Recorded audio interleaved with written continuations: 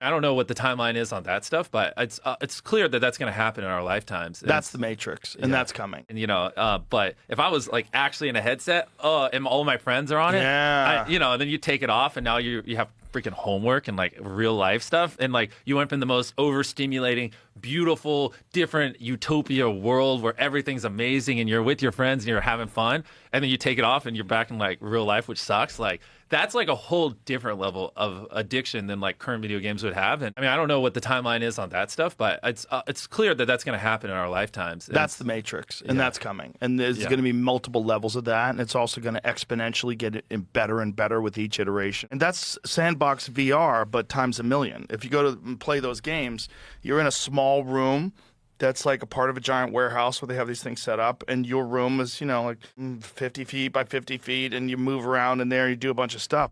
And then you're in a virtual space where as you're walking, it looks like the actual ground that you're walking on. Yeah. And you're involved. You won't be able to tell what's real and what's not. It's you've probably never heard of it, but there's a popular anime called Sword Art Online. And I remember like when I was really young, fresh off of watching that anime, I was like, man, I hope they figure this out in my lifetime. So when I'm like 80 years old, I could just put one of those on and just live in the video game. And it's like, at first he's scared, but then he ends up loving it because it's just like, everything's great. Is it really important for things to happen physically in the real, air quotes, real world?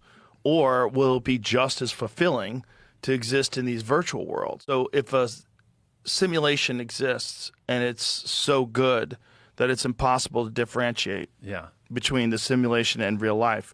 And, there's a lot of people that are very intelligent people that believe we are inside of some sort of a simulation currently.